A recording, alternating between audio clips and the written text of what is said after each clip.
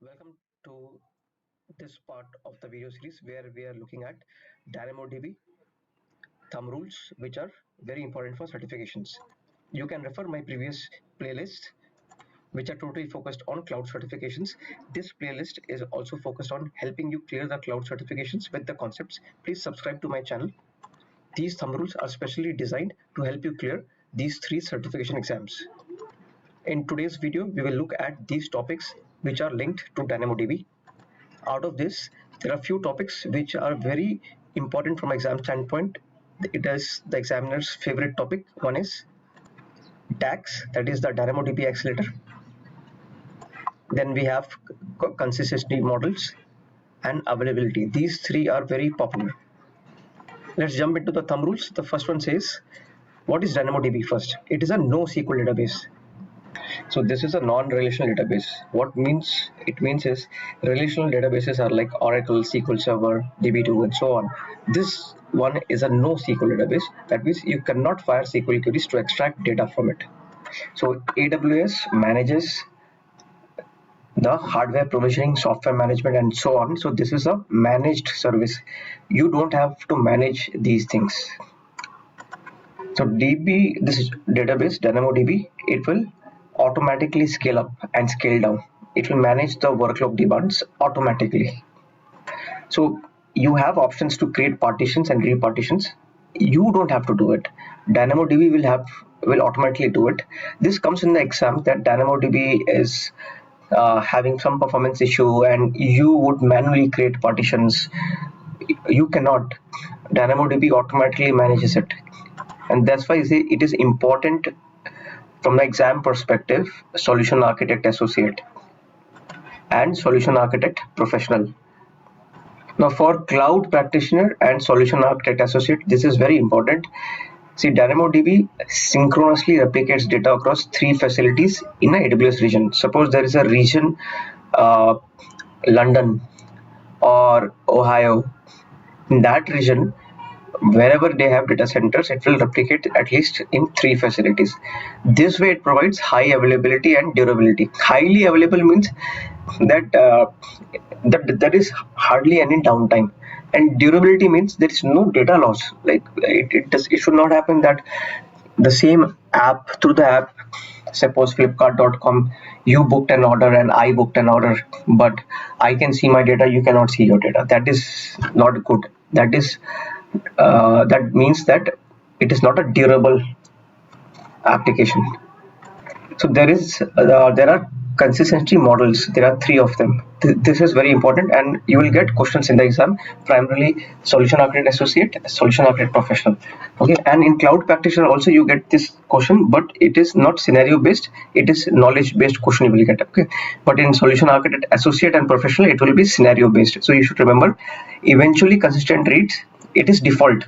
That means eventually sometime, though you have inserted a record at one place, at some point it will go to the other place. Okay, it's just like you think today I am not where I want to be. Today I have not met my goals, but eventually someday I'll meet it. Okay, so for human beings, someday can be 6 months, 3 months, 1 year, 5 years, 10 years. If you are lazy, it will be 15 years also. But here it is not like that. Here it is in seconds. Use this if you want to use high read throughputs. Strongly consistent reads you can read only if it is written. That means if in the first instance I have written 10 records, then the second instance you will see 10 records. But eventually consistent, what happens is, here I have put 10 records, but there I can see 9 records because our 10th record was being written while, and that's eventual consistency. Eventually it has not brought the records. Okay, and then ACID transactions. See, ACID is the full form. If you see, atomicity, consistency, isolation and durability. These 4 are very important for any database. If you see RDBMS databases like Oracle, SQL Server, they are all ACID compliant. When NoSQL databases started, like MongoDB, Couchbase, they were not ACID compliant initially. Similarly, here we have a consistency model which is ACID compliant. That means if you have a requirement, like if I create an order in the order table, that order should also reflect in the order details table, in the payment table. That is ACID compliant. So DynamoDB it will provide you those ACID transactions. So if you delete the order master, the details will get deleted. So it's like coordinated inserts, coordinated deletes. Okay, now we know that SQL queries cannot be used because this is a NoSQL database. Simple, it is a NoSQL database. What should I use? I should use get and put operations. Get to select a data, put to insert data. But this also has a primary key concept, and just like your RDBMS world, you can have one field in a table as a primary key, or you can have composite keys. That is, 2-3 fields together becomes a primary key because you cannot uniquely identify a record. For example, if you have a citizenship register, I can identify an Indian citizen using the Aadhaar number. But you know, our opposition and different parties like Congress and etc., they all told no, Aadhaar should not be made mandatory. So Supreme Court told Aadhaar is not mandatory. Okay, so now how will I uniquely identify? So it will be just like Banana Republic. Somebody can be identified using passport number, somebody through the PAN number, somebody through the Aadhaar number. So I have to create a composite key, or it is very difficult to design such systems because there is no one way to uniquely identify someone. So I will have to use a composite key, like if the maybe the first name, last name clubbed with say Aadhaar number. How will I know like these are unique records? Okay. Now the beauty here is, if you are in a RDBMS system, you can use primary key primarily to query. Like you can fire select queries based on the primary keys. Here you can also do it on based on non-primary key attributes also. Okay, using global indexes or secondary local secondary indexes. Now what is a global secondary index? See, when you are using non-key attributes, and if you want to speed up, you can use global secondary index. See, if you go with the concept of RDBMS, if you create a primary key, index is implicitly created. You don't have to create index. That's why if you use that primary key in the where clause, filter clause, it will perform table scan in many scenarios. Means not full table scan, partial table scan in lot of scenarios, or indexed table scan in lot of scenarios, because primary key implicitly builds those index. But if you're using some other fields in the where clause, indexes are not there.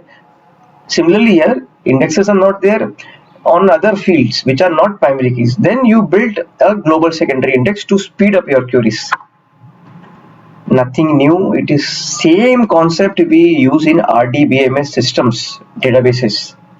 See, local secondary index means it will save that index locally also. You will have an alternate sort key given for a partition key value. Like I told, global secondary index very important from certification standpoint. In AWS Solution Architect Associate and Cloud Practitioner, you will definitely get questions with this topic. See, I can use DynamoDB console or APIs to create tables. Which API? Create table API. If I am the Oracle or SQL Server world, what would I do? I can write a DDL statement. What is that DDL statement? Create table, table name, and so on. Similarly, here you have create table API. If you want to insert, like in SQL queries, you have insert statements. Similarly, here you can use put item, batch write item API, and so on. And in the Oracle or RDBMS world, to retrieve, you fire selects. Okay. Here to retrieve, you use get item, batch get item. So what is the difference between put item and batch return item? Put item for one record, batch return item for multiple records in one go. Similarly, get item to fetch one record, batch get item to get multiple records in one go. Or you can use query API. See, underlying there is a OS. DynamoDB works on any OS, Linux, Windows, Ubuntu, and so on. This is important for Cloud Practitioner exam. This is also important for Cloud Practitioner. The billing is done by hour, not by seconds, not by minutes, by hour. For what? What are you built on the throughput capacity, that is the read or write throughput. When you fire put item or batch return item, you are utilizing the write throughputs. When you fire get item, batch get item, query API, you are utilizing the read throughputs. See, DynamoDB, there is practically no limit on the maximum throughput. There is no limit. Now, when you create a table in DynamoDB, the table you will get, you can choose one of these two classes. Only two classes are available. If you don't use a class, by default it will be standard. But if you know that the table that you're creating will be not accessed frequently and you want to save storage cost for such tables, you can use the standard IA class. This is important for the solution architect, both associate and professional. Now, as a thumb rule, always remember your DynamoDB databases can support all of these: global tables, secondary indexes, on-demand backups. What it means? What it means is I want to create a backup, I can do it on demand. You have to decide. It will not be automatically done every time. You have to select, hey, DynamoDB, please take a backup now. It will take it. Similarly, point in time recovery, we call it PITR. This also you have to enable it. Only if you enable it, DynamoDB will do this. Otherwise, it will not do this. See, point in time is at which point you want to recover. Suppose yesterday you had 100 orders. Day before yesterday you had 75 orders. Before that you had 50 orders. So now today 150 orders came, but something got messed in the old orders. Now you want to understand what was the reason. So you can roll back the database to yesterday's point in time where you were having 100 records, or even further, you can roll it back to day before yesterday when you had 75 orders. Okay, but you can only do that up to 35 days. You can go back up to 35 days only. This is important for Cloud Practitioner and Solution Architect Associate exam. In Solution Architect Professional exam, you will get a scenario, and big scenario, but it will be based around this threshold of 35 days. See, the beauty of DynamoDB is it is a managed service. When I mean managed, it does a lot of things automatically. Out of that, one thing that it automatically does is it spreads the data and traffic for your tables over sufficient number of servers. Okay, but when it spreads it, it ensures you will still get fast performance and it maintains consistency. See, DynamoDB is damn fast. That's why applications like Uber, Lyft, etc. they use these products. DynamoDB is damn fast. Damn fast means you you book a cab now, it reflects in the database immediately, milliseconds to seconds. So such systems will use SSDs. It will not use HDD. It will use SSD. This is very fast. A few months back, I bought a laptop and I did this comparison myself. That guy who was selling the laptop, he did this comparison. He had two laptops from the same brand, but one had HDD, the other had SSD. He shut down the laptop and he restarted. There was a difference of a minute between these two in the boot up time. Same configuration, everything same, just that the storage is different. Imagine with millions of records, what will be the speed at which SSDs will perform. This is a breakthrough technologies. Always remember, in the certification exam, you can get quizzed. DynamoDB does not use HDD, it uses SSD. And when it does it, it replicates your data in multiple AZs in the same region. and that is how it provides high availability and durability. Suppose you have a Dynamo DB, which is a global database. You are using it in India, you're using it in London, you're using it in Ohio, US, and so on. It's a global database. So what will you do to sync it up? You can use global tables. If you use global tables, it will be easier to sync across the regions. Now you sometimes have weird, very weird requirements. You are on RDBMS systems in premises, okay, and you want to move to Dynamo DB, suppose. Or there's a very standard use case. You are already on a NoSQL database like MongoDB or Couchbase, and you want to move to Dynamo DB in AWS. So what you do is, here you use DMS, because for such kind of migrations you use DMS, data migration service. You will always get questions around DMS for some database or the other. It may be Dynamo DB, it may be RDS, and so on. Always remember that this database, the DMS system is used to migrate. You will get this question in Cloud Practitioner, Solution Architect Associate, and Professional exam. See, let me now introduce you to DAX.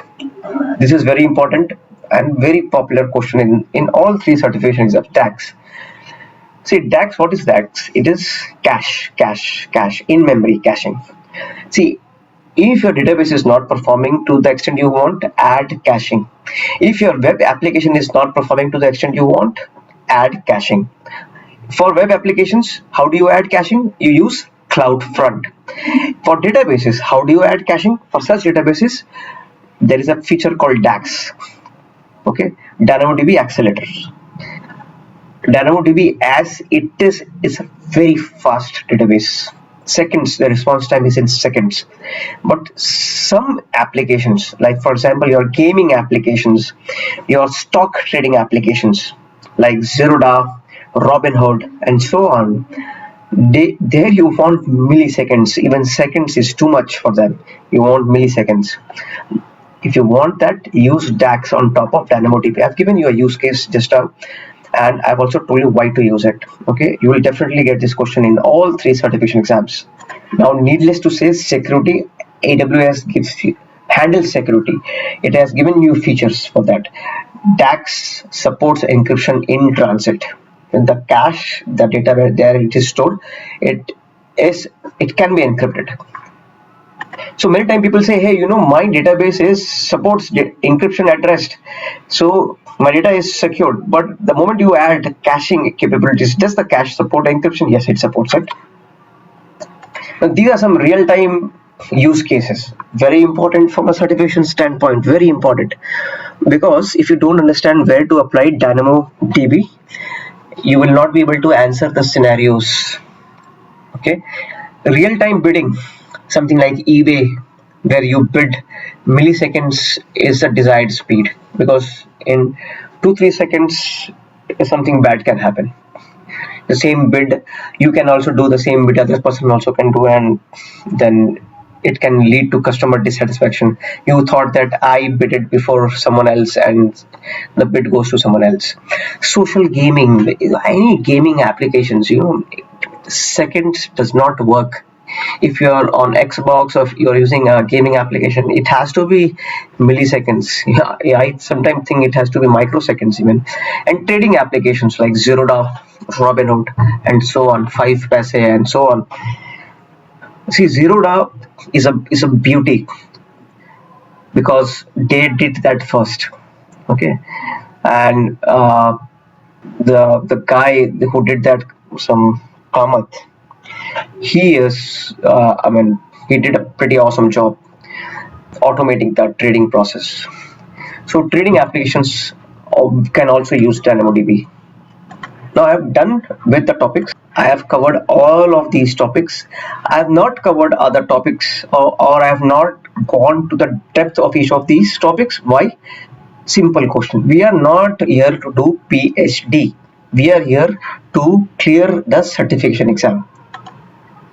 So subscribe to my channel if you don't want to do PhD and you are totally focused on clearing certification exams. Go through the playlist. I have put so many contents there. Using those questions, you can easily clear the certification exams. This brings us to the end of this video. I'll be posting some more parts, some more services related to Amazon as well as Azure. Stay tuned. See you.